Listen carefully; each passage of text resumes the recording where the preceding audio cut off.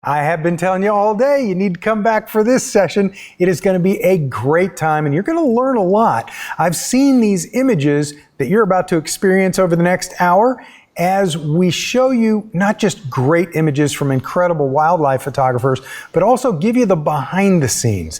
How did they capture it? What was their setup like? What did they have to say about it? How did they think about their approach to these images? You're going to learn about gear. You're going to learn about gear like a gimbal. If you've never used a gimbal before, this might be eye-opening for you. You'll learn about another technique called remote shooting, where you remotely control your camera to keep yourself out of danger. You know, bears have a tendency to eat people when they get really close, and you'll be able to shoot safely. There are going to be all kinds of surprises. And this is what's really important. You know how all day I've been saying, put your questions in the Q&A because the instructors are teaching a class, and then after the class wraps up, when the class is over, they'll go in and type answers to you. Well, not here. What we're going to do is actually answer your questions as we're getting toward the end of this session. So without any further prep work, let me introduce the man who invented the Platypod and a whole lot of cool camera gear. His name is Larry Tiefenbrunn. Larry, so good to have you on board. Nice to be back, and thank you to Scott Kelby and to the entire crew and the entire Kelby One organization for having us back here for Platypod. We've got a great session lined up, a little different than some of the ones that we've done recently. If you've been to some of the other conferences, we're going to hone in a lot more today on gear and some techniques that you can use in your wildlife photography, whether you're a beginner, intermediate, or even advanced level, to get your wildlife photography really where it should be and get it to pro quality. And we're going to show you how to do this with some very lightweight gear that comes from Platypod, because that's who we are. All righty, Larry, I think we'll dive right into some images, and then like I said, I really want to talk about some interesting setups with everyone. So for those of you just joining us, welcome to the Kelby One Wildlife Photography Conference, and specifically to the Platypod bonus session, where we're going to show you exemplary wildlife with Platypod. Let's dive right in. Deb Sandage sent us over some images. Here's a beautiful snowy egret, and she gets a lot of these images right in her backyard. Her backyard is practically an aviary down in Florida. And you can see, I'll highlight this right in the center here, she's got a setup. She keeps a Platypod on her desk with a gimbal mounted onto it and a camera on that, always ready to go, because you never know when a beautiful bird is going to show up. Now, I'm sure other speakers have spoken about gimbals today, and I'd like to spend a few minutes talking about gimbals, but about some very interesting setups that we want to show you that's a little bit different. All right, let's start with the very basic, and that is we're going to begin with a base, and this is the Platypod Extreme. This is our heavy-duty base, all-purpose, and really excellent for gimbal shooting. And we'll show you a few things that you can do with it. Now, first of all, you can mount a gimbal directly to here. Some of the gimbals have very low arms, and I have one here. I got this one from B&H. It's their own house brand. Now, this one, the arm comes out very, very low and will give you some movement, but when you get to the extremes, and we'll get a little closer here, it may actually knock into some of the feet if the feet are extended. If they're not, you could put the feet down, and I'll explain the feet a little bit more in a second. You can put the feet down and put this on a rubber pad, and then you don't have to worry about it knocking in. However, I like to put a little bit of a riser. This is the lowest section of the Platypod handle. Let me show you this. Here's a Platypod handle. This is a 6.5-inch riser. It also works as a center column extender for a tripod, and it can extend up to 10.5 inches, and these are even stackable to go higher. But what I'm most interested in right now is taking off the bottom section of this, because now it's going to give us a 3-inch riser.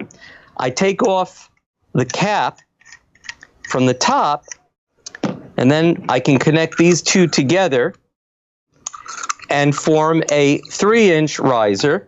And I'm going to show you that in this one. Now, I suggest when you do this, tighten this up really, really well, because you're going to be panning around with your gimbal, and you'd like to avoid this coming loose.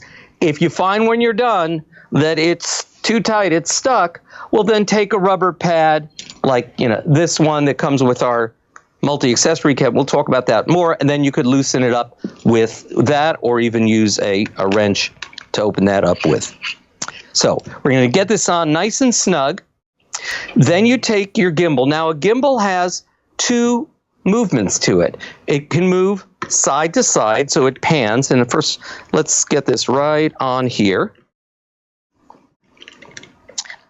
And again, my apologies if others have gone over this. I don't mean to belabor this point, but I want to show you how to set this up really on our equipment. And we'll show you in a few minutes why you want to do it on here sometimes rather than on a tripod. So when you loosen up this knob on the gimbal, now you can pan. Okay. When you loosen the other knob on the gimbal, now you can tilt. And with that combination, you have the equivalent of a gun turret that lets you move all around, especially for tracking birds. This becomes essential equipment. Now, I like to hold my gimbal, my Platypod sideways. It gives me, I find, the best balance for side-to-side movements. And here I have a camera with a telephoto lens on it. And what I've done here is, rather than use a standard quick release plate, I've mounted on here one of our Platypod discs. And I find this to be very, very handy for this purpose, because it's easy to put on. You don't have to deal or fiddle with any D-rings or Allen wrenches. You just twist it on, get it nice and snug, and then you can put that right in the ARCA compatible clamp.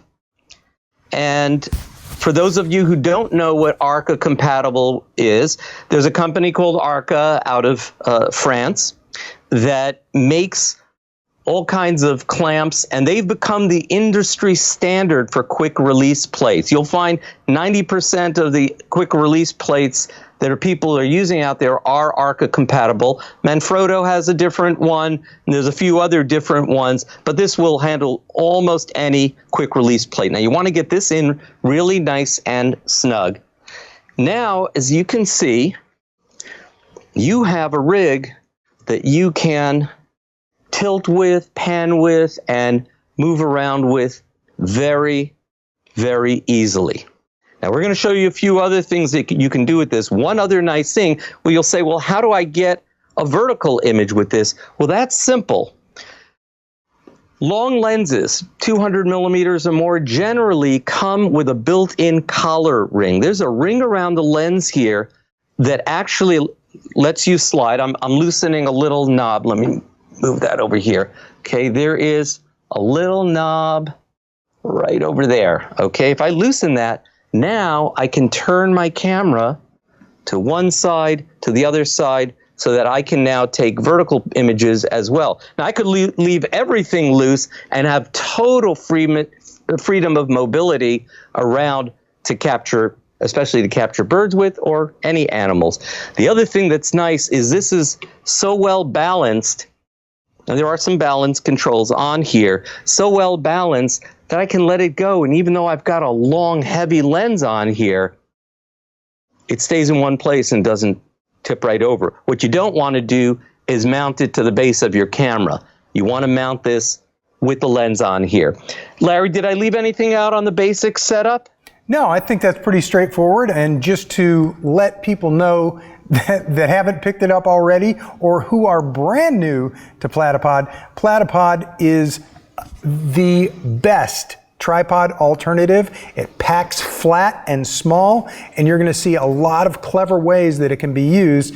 And the first time I was exposed to the Platypod, it was used as a tool to prevent hassles from the tripod police. You know, you go in certain places and, you know, whether it's a museum or whatever, you can't set up a tripod in a museum, but nobody flinches when you bring out a Platypod and set it up on a rail or a chair or a bench or the floor.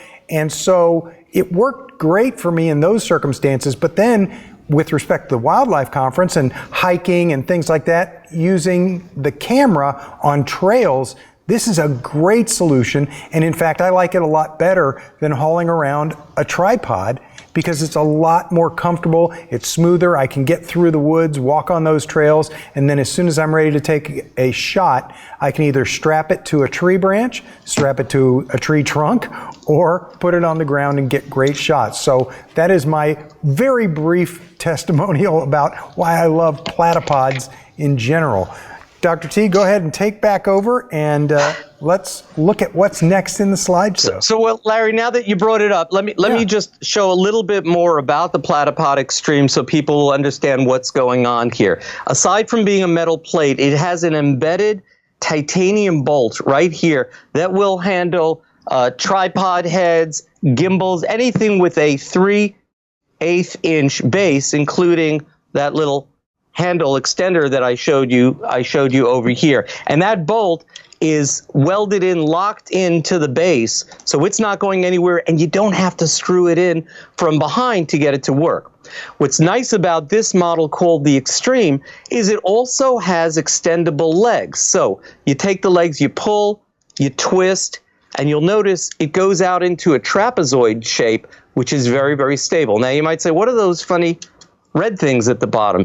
Well, this is a new feature that we introduced this past year called Platypod Tips, and these now ship with every Platypod Extreme. So these are retractable rubber tips, and you can see that there's the red is a plastic nylon core, so it goes on and off very securely, and then the end is silicone rubber that allows you to twist these on here and reveal the very sharp spikes. Well, what do you need those spikes for? Well, that's in case you encounter rock or concrete and you want to have a nice secure hold. These are pretty sharp and they will grip well, but now they can be covered up. Now, if you say, hey, I got a Platypod Extreme last year and I didn't get those tips, I'd like to. Well, good news.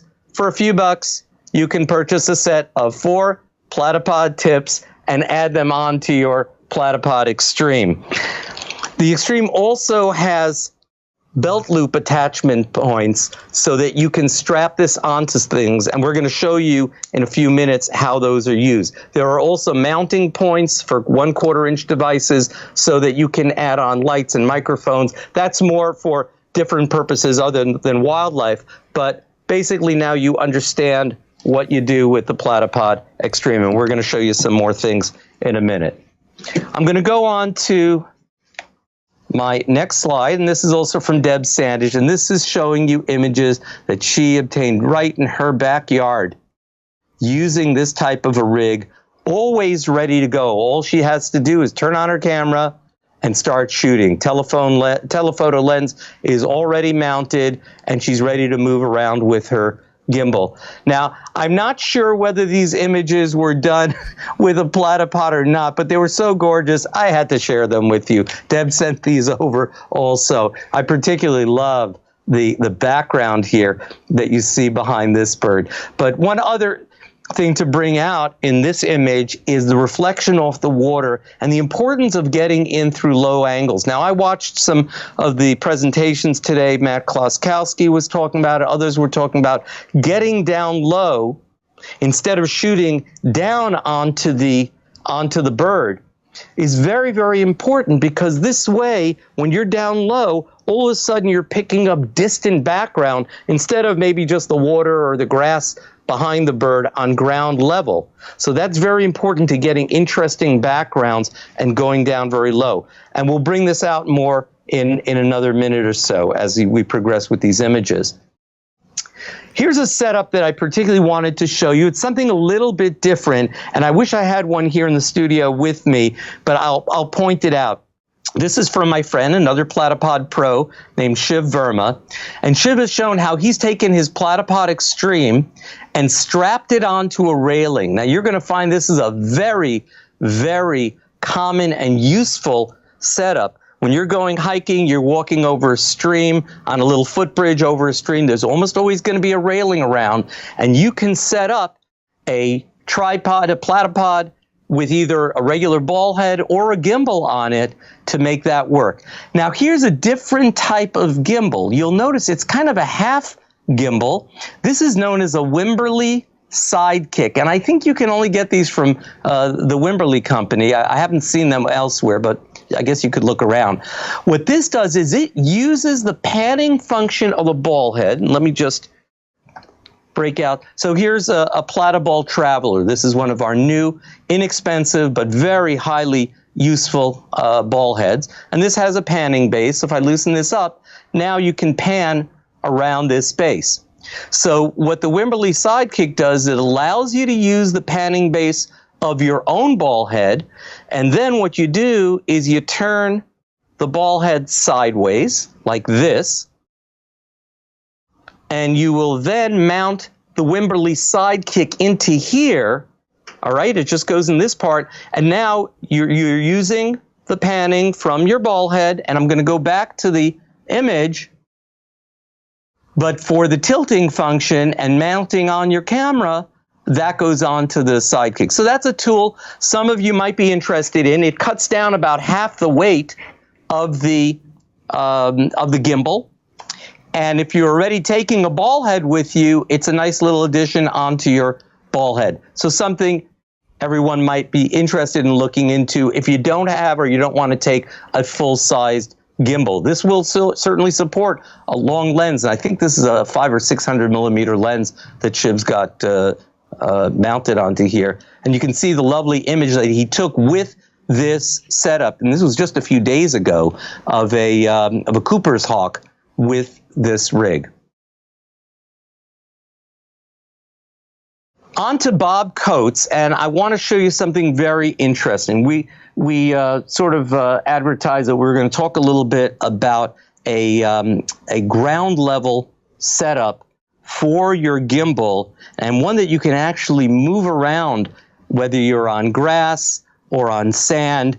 That's very, very usable. And I'll show my version of it. And Larry Becker, I think you have another version of this rig that you want to show. But you can see, especially in the right-hand image, getting so low, now you pick up the reeds in the background, which you can't get from this slightly higher angle over here on the left-hand side. And again, look at the beautiful backgrounds that you're picking up by going very low angle. Well, Bob wanted to do this, but he wanted also a rig that would get him to move around. So he set up his gimbal on a Frisbee. So using this flying disc, a plastic flying disc, I think a Frisbee is only a few ounces, he put a series of 3 bolts through his Frisbee and screwed them right into the platypod, mounted a platypod handle on top of that so he could get a little bit extra height and bring his camera up to eye height and be able to shoot just like that. So I want to show you how I reconstructed this, and perhaps you could do it a little differently. But what I did is, instead of using the bolts and having to drill through my beautiful little flying disc, I use silly putty. Yes, silly putty, the kind that comes in a little red egg. And I took maybe 2 or 3 pieces of silly putty, broke them up into 4 sections, and just stuck them onto the inside of the disc. I found that when I got this disc brand new, it was a little bit too shiny and it could slip around. So I took some sandpaper and roughed up the surface. But you can see now, it's been sitting for a little while here. It really, really holds well. So we take that, and we can take our 3-inch, or you can go the full 6 inches like Bob Coates did, and you put that onto here. And I'm going to take my gimbal off the other setup that we just did.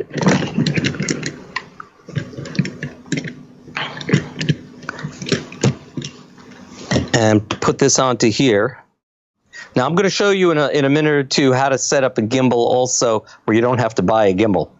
You could do this with one of our ball heads, but we'll get into that in a moment. All right. So now I'm set up over here. My camera goes on as it did before. And again, you want to clamp it in really nice and tight.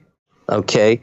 And as you can see now, not only can I move tilting and panning, and part of the panning will be right in the disc itself, but I can pan also just with the gimbal here, okay?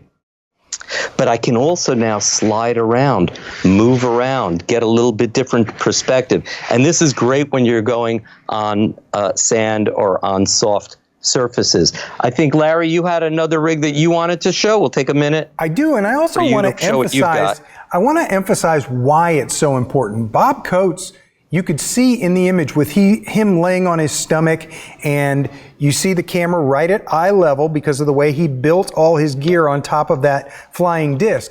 The important thing is that you don't have to pick up the gear to move it, and you don't have to stand up. You need to stay low and do as little as possible to move the camera around so you don't distract those beautiful ducks. The reason he was able to capture those shots is because he blended into the nearby grass and growth in that field, and he didn't break through it. He didn't stand up. He didn't have to crawl. And learn. I went on some photo safaris with some expert wildlife photographers myself, and I know that there are certain ways that you sidestep to walk, and there are all kinds of techniques. This one was really impressive to me from Bob Coates, that you just lay down and be quiet and let the animals get comfortable with the fact that you're not really even there. You're not there, you're not moving, and then they do what they're doing on the water surface, and it's a really neat experience. When I saw that from Bob, I was pretty impressed. He actually screwed screws through the bottom of his flying disc, and then he got some cap nuts, and he twisted cap nuts on there. And so those stick out from the bottom. I liked Dr. T's version of it too, where he's using the silly putty, but I was inspired to go ahead and purchase a black cutting board. So I actually bought this black cutting board from, I don't remember if I bought it from Amazon or Walmart. They both have them. So I bought this black cutting board. And then what I did was, and I'll show you what's under this tape, I put gaffer's tape on here so that when I lay it on my desk in my office at my house, I don't want to scratch my desk. But basically what you can see here is I have little screws here that are countersunk. So this is actually what the screw looks like. Let me see. Yeah. So it's a little countersink screw. And you put the screw hole through the cutting board, and then you need a special drill bit. And it's this. It looks like this. This will allow you to countersink, put a little V-shaped hole in the cutting board. So that's what I did. I got 4 of those. And now when I'm walking around, I can actually hold it like this without unmounting my platypod from the board. And then if I want to, I can lay this thing down on any kind of natural surface out in the woods. I could lay it on sand, push it back and forth, and it's going to slide smoothly because it slides like a cutting board. And the only thing, like I said, the only thing I'd be worried about is the metal does stick down just like a 32nd of an inch, just a little bit. And I wouldn't put it on like a kitchen counter or a desk or something and slide it around on that. That's why I put the gaffer's tape on mine. But that way then you can mount your Platyball or your riser or your gimbal or whatever else. And that's why I did it with this. It was a little more expensive than a plastic flying disc, but it's a lot sturdier, and I'm not worried about things sticking through and protruding, and it's really rock solid because I've got 4 screws holding it in place. And Larry, I want to emphasize that This is perfectly stable on any solid ground, No or question. even on sand. No question. The purpose of these setups that we're showing you with the disc or Larry's board is so you can move this around on the sand, which is a very special purpose. And I wanted to show you just how easy, once you want to take this down and just use your Platypod Extreme plane, this just comes right off, and the silly putty cleans up, beautifully, leaving really, no residue back there. So I think you'll enjoy that. I promised you I was going to show you one more gimbal type setup. Say you want to just dabble in wildlife photography, but you're not ready to buy a gimbal yet, and you happen to own a Platypod Ergo or Elite. And by the way, these are on sale now. The Platypod Ergos are on sale for a fraction of what they used to cost. You may want to take a look at at our website for that. But if I want to do that here, now all I have to do is take my Platypod Ergo, put it on any tripod. This is one of the Peak Design travel tripods. Turn it sideways. I would position it over one of the legs, and I will also have this leg much further extended. It'll be much more stable than even you see here. Then position it so the jaws are at the top and the bottom. And here's the trick. I will lock my camera with the telephoto lens into here. I'm going to lock the panning head for a second so I can clamp this. Oh. Okay, and there we go. And what I like to do with my Platypod is, once I feel, especially with a tenuous setup like this, once I have it clamped, I give it an extra click or so. Now, if you loosen up the panning control on this, and you loosen up the main control holding the ball head, now guess what you got?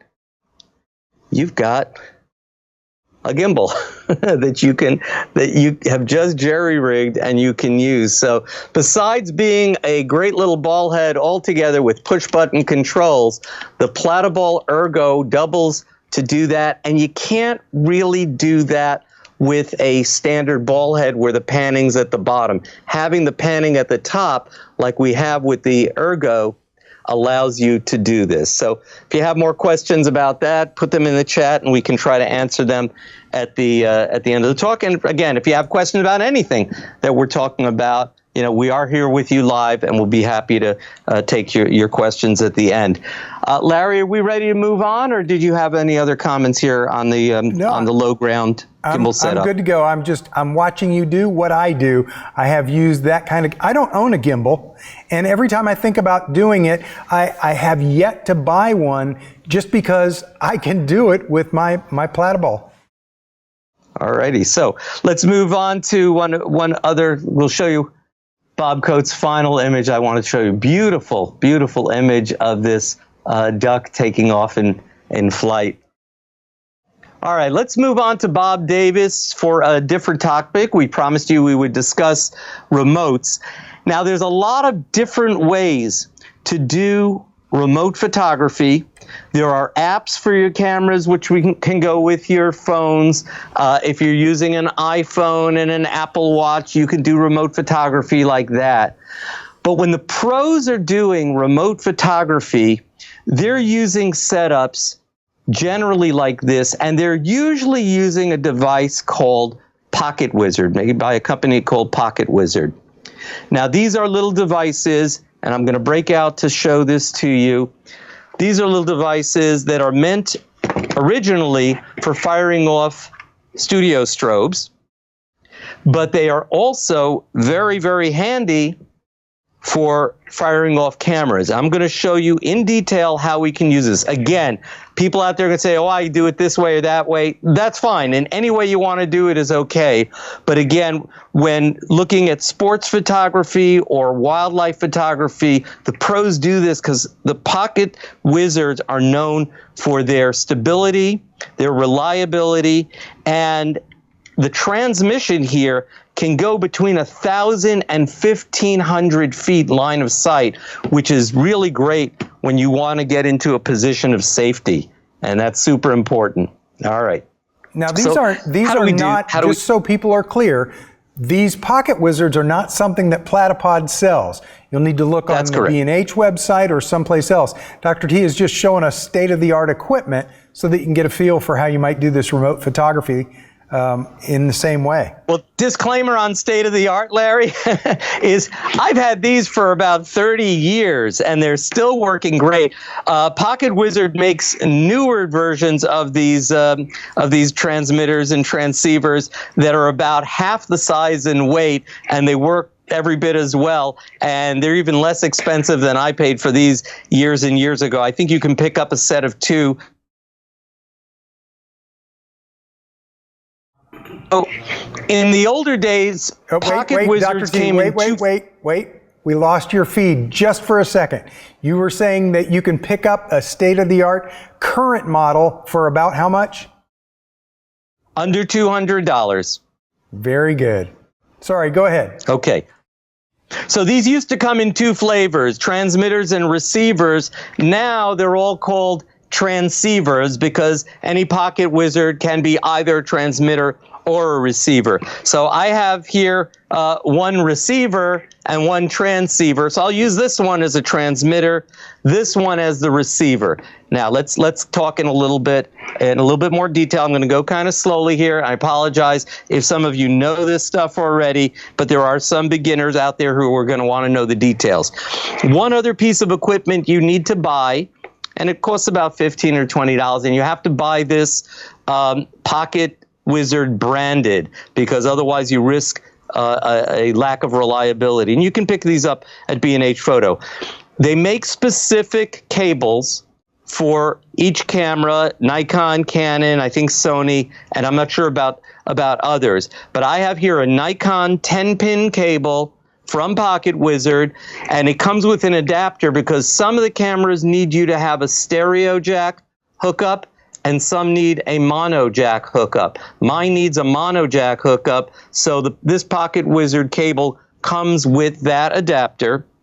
That plugs in to my receiver, and you may see, I hope it's clear, there's 2 sockets, one just for flash and one for camera or flash. I suppose you could hook up 2 flashes to one receiver. I'm going to plug that in here. I'm going to plug in the 10-pin cable, and again, other cameras are going to have other cables. This is for my Nikon D850, and I'm going to plug that into the remote socket of my camera. Now, I don't know whether it really matters or not, but I think best practice is to turn on your Pocket Wizard after you have everything plugged in so you don't risk shorting out anything. I've never seen it happen, but, you know, like I said, best practices. All right, then we're going to turn on the receiver. There's an on-off switch here. And again, if you get a transceiver, doesn't matter. You'll be able to use it both for transmission and receiver. And you'll see there is a little red light blinking on there. There you go. And just to stow it somewhere, I'm going to put this on the flash accessory shoe, but you could, you know, just leave it hanging. It doesn't really matter. These Pocket Wizards have several channels. Now, the older models have 4 channels. The newer ones have 10 channels. There are even some that they used to make with, I think, 32 channels. I've set my receiver to channel 3 because that's going to have to match up with my transmitter, which also should be set to the same channel. You can pick channel 1, 2, or 4. It doesn't really matter. My workflow is usually to use channel 3. Now, first, I'm going to test the receiver, make sure the camera is on. I have my camera set to high-frequency shooting, rapid shooting, and as you can hear, when I push the test button on the receiver, camera's firing off rapid fire beautifully, okay? Then I'm going to turn on the transmitter and test that out as well and press the test button. And this is more than a test button. This is actually going to be my trigger for setting it off. And also shooting nice and quick. All right. Now, when you set this up, you'll put it out in the field on your Platypod. And here I have another Platypod Traveler. And again, if you just need a spare ball head, these are great. For under $40, You can set this up. It's got true panning, and we'll just put the camera right on here. I'm gonna put this knob back facing towards me and mount that. Now the clamp on this is ARCA compatible. This will handle any ARCA compatible plate. So if you don't use our disc, you can use any ARCA plate or L bracket to mount this on with. And now you set this up aimed at whether it's a nest or a place that you know the animal is going to arrive to. You focus it on that place, and I would suggest put it in on manual focus so you know where it is. I would use as narrow aperture as possible so you get a decent depth of field, so you'll have at least a little bit of playroom for that focus. And you can leave it there and just go far away and just fire away as long as the buffer on the camera will allow. Let's face it, you come back from your wildlife trip, if you get 1 or 2 amazing photos, no one's going to be asking you about the other 4,000 that you took. You want to come away with 1 wall hanger, 1 winner. And this is a great way to do it. This is how the pros do it. Again, if you've got a better way that works for your workflow, and I will tell you one advantage of being able to do it on your phone is that you can tap the focus spot and you can focus distantly. This doesn't really allow you to do that, but again, it does give you the rapid fire and it does give you that super long distance. Larry, any comments on that? No, I'm watching some of the things going on in the chat and watching my friend Bob Coates come up with clever answers for people's situations. But no, we're going to go ahead and continue.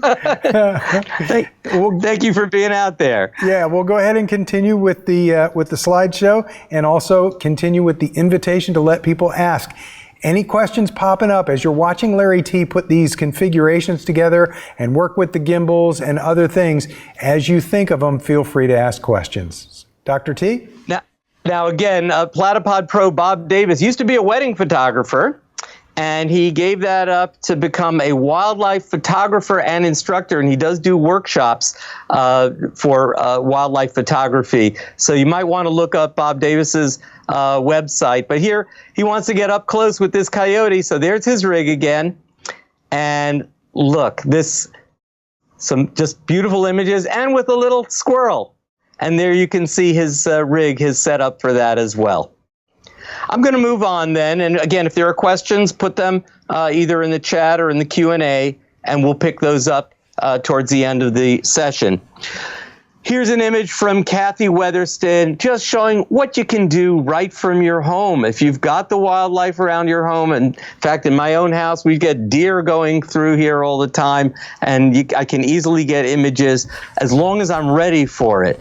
So this was done in Kathy's front driveway. A bunch of ducks coming across there. And getting low to the ground with the platypod, because again, when you're trying to hold a camera real low to the ground, sitting there on your hands and knees, it's going to be somewhat shaky. And if you've got this properly set up and balanced, you get some beautiful images, just like this one. But I want to show you something else that Kathy did. And this is using a platypod strapped to a tree for lighting. So she's got a little Godox flash that has a 1/4 inch socket at the bottom. And let me talk a little bit about how to set up a platypod onto a pole. And I've got a pole here with a rig. Now, you could use this for lighting. You can use this to mount a camera. Just for my own rig, this isn't something you have to do with a tree, but I want to keep this stable on this table that I have here, so I'm just going to clamp it down so we don't have any issues with that pole. Okay, so Larry, is this positioned okay for everybody to see? Yeah, it looks pretty good. I can see sideways, and we can tell where the platypod is touching the pole there. Oh, let's How about that? Right there? That's twist. There you go, right there. Right there. Right there? Okay. Because we wanted everybody to see the entire setup. So I've got the strap around here, holding the platypod in place. There's belt loops, and I'll show you a little bit more on that. And notice right over here, I've got an extra spike. And, you know, I always like to keep some extra spikes around. And that is screwed right into here. And the reason for that is once I've got the strap on, let's say I'm on a tree and I put this in here, now I've got counter pressure pulling away and tightening up the strap. And it gives you an extremely reliable hold. And I've got another spike here at the bottom. If you got a wide enough tree, then the spikes that are built into the plate will do the job just fine for you. Also, you won't even need these extras. But I have set up over here a ball head. This is a Platypod Elite. Right now, the Platypod Elites are available exclusively from B&H. And if our friends at B&H are out there, they can help people with picking up a Platypod Elite at a really great price. The difference between the Elite and the Ergo is that the Elite has an electronic leveling indicator right on the back. And there you can see that going on there. Alrighty. Now, so I can use that to mount a camera, just like we did before, for using, let's say you want to do time lapse. You have a nest of birds' eggs that's hatching, or if you want to do some long distance photography and you need a little bit extra support, you've got that as a possibility. I've also put the 3-inch handle over here because that gives me a degree of separation from the tree so that my rig doesn't bump into a tree. So you'll find the handle to be a very helpful piece of equipment there too. So I have this on here, and there, that's nice and tight. And I want to show you that this actually does hold. Okay. But Kathy did something different here. She used it for lighting. Now, one way she did it was to put a Platypod disc underneath her Godox light and mount that onto a ball head. I'm going to show you something else that we can do here. And this is something that comes in our multi-accessory kit. And that is a spigot adapter. This is a 3-inch spigot adapter. I'm going to show you the whole multi-accessory kit in a minute, so you'll see all the goodies that come in there. And if I put this onto here, and I put something called a umbrella adapter, and you can buy umbrella adapters for as little as about $25 from B&H. This one's a little bit more expensive. I think this is a Manfrotto unit. And if I rig this onto here, yeah, you'll notice that the spigot so adapter, the spigot adapter looks like the end of a light stand. That's correct, and it is exactly like that. But now I can take a flash and mount it right onto here and aim it at a bird's nest or where I know there's going to be some birds and give some extra lighting. In a second, I'll show you what Kathy achieved with that type of a setup. We spoke for a second about attaching a strap, and this strap also comes in our multi-accessory kit. Let me come out here to the wide view. And I just wanted to show you quickly how to set up the strap successfully. So the strap that is in our multi-accessory kit is 36 inches long. This will go around about a 10-inch tree trunk or tree branch. The way to set up the strap easiest, okay? First of all, you can take your Platypod Extreme and either using the open slots here or using the closed belt loops, I'm going to do that right away. You can thread these through here, and then it's going to go around the tree. The trick is, remember this, red on the inside, it's the opposite of what you'd think, and black Velcro on the outside, okay?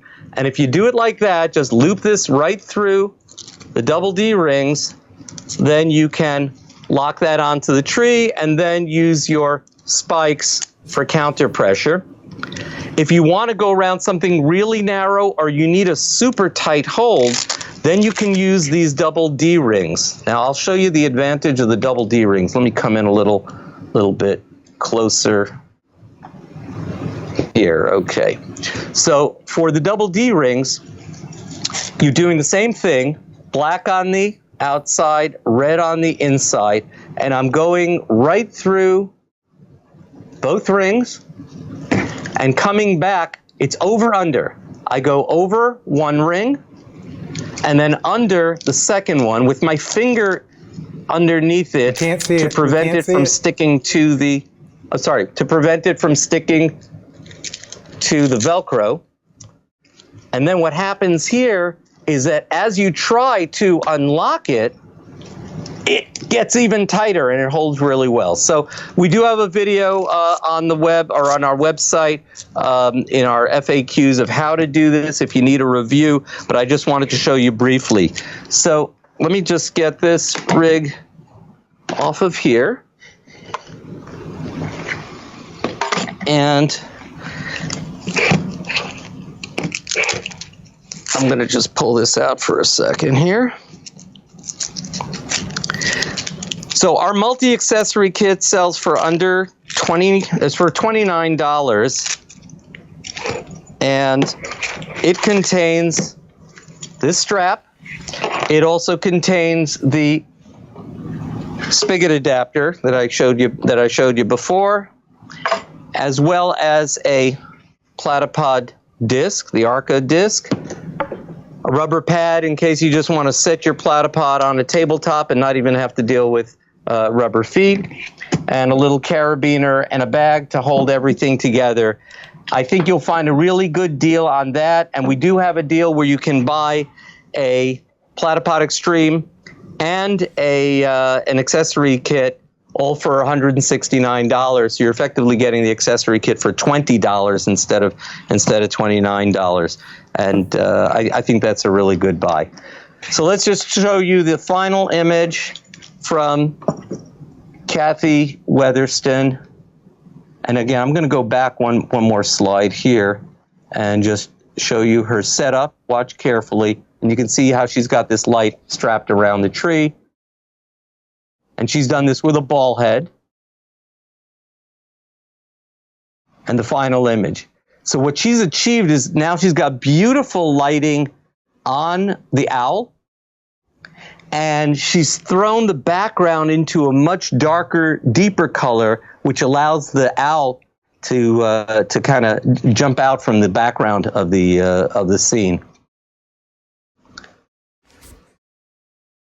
And here's just showing to be able to set some duck pictures. Very easy, nothing fancy here. You guys all know how to do this now.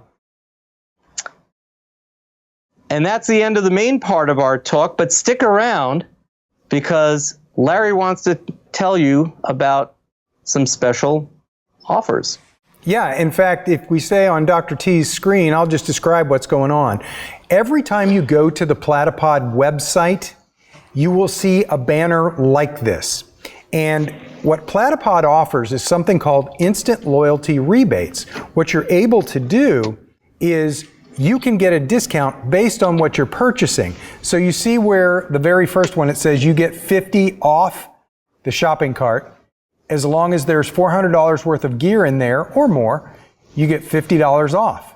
Then the next one over, you get $75 off $500 worth of gear. And if you end up buying $600 worth of gear, you get a full $100 off. Now notice the thing at the bottom is where it says 50 off 400, it says 75 off 500, and 100 off 600. That is actually the discount code. So when you're in the checkout process, that's what you're going to use as the discount code.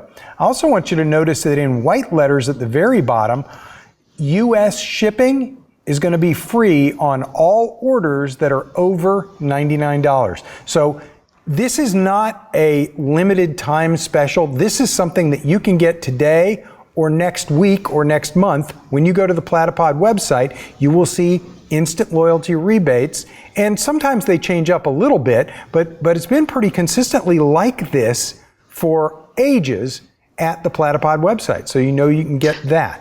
There are other... And what's nice is that if you have some other special offers that you've seen, promo codes, you can stack these with those promo codes. Also, those will be deducted first.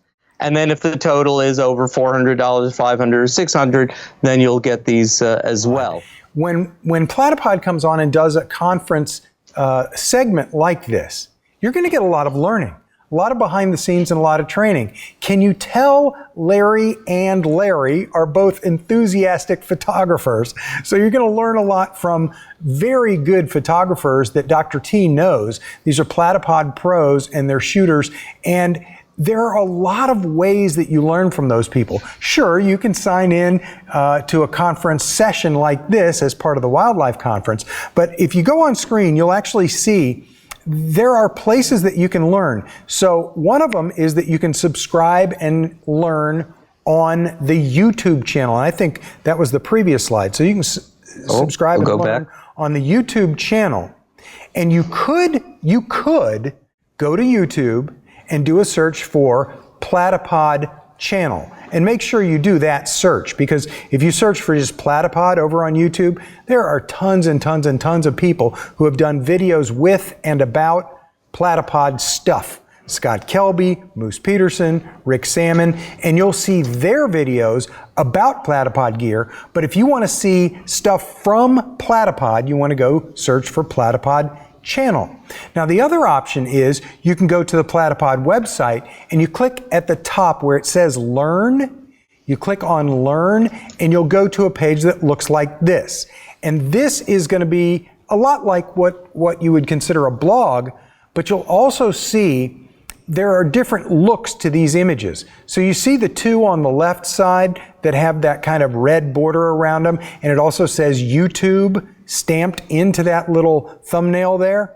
Well, those are going to be YouTube training videos, and these are blog-based quick links over to the Platypod YouTube channel. So if you don't want to do the search on YouTube for Platypod channel, you can just go to the Platypod website, click on Learn, and then find one of these videos, click on that, and you can watch that video or any of dozens and dozens and dozens of training videos. And there are a couple different kinds. There are interview videos with great photographers. I get to do a lot of those interviews. And then there are explainer videos, training videos. There are things that are a lot like a video manual for various gear. So if you own any piece of Platypod gear and you're just like, how do I do that? How do I fine tune this? How do I change this one setting or this one dial or whatever? You're going to find those kinds of things over at the Platypod channel. So you'll find learning and teaching for all kinds of different topics about everything from nature photography to macro and just a lot of different things. Travel photography, a lot of great stuff over there via the Learn tab. But we're not done. There's also a monthly Platypod newsletter. And you'll see that every single month, you could sign up for this. It's free to sign up for it. Every single month, you will get the Platypod newsletter that has 3 in-depth articles about some really impressive photographs. And then most of the time, the photographer who took the photos explains them. Sometimes you'll see a great photo and you'll get the explanation from one of us on staff at Platypod, but most of the time it's actually going to be the great photographer who shot the impressive image talking about what were they thinking, how did they set it up, what gear did they use, what camera settings did they use, what exposure did they use, how did they post-process it in Photoshop or Lightroom. So you get that kind of information through the newsletter, and a lot of those articles also end up over on the blog. Larry, and how do they sign up for that newsletter? It's actually at the Platypod website. So you go to the Platypod website, and you will see that there's a place that you can learn or that you can sign up for the monthly newsletter. I think it's at the bottom of each page on the website, and also. the next newsletter, I think, is coming out on the 16th. So if you sign up now, you'll be able to get yours.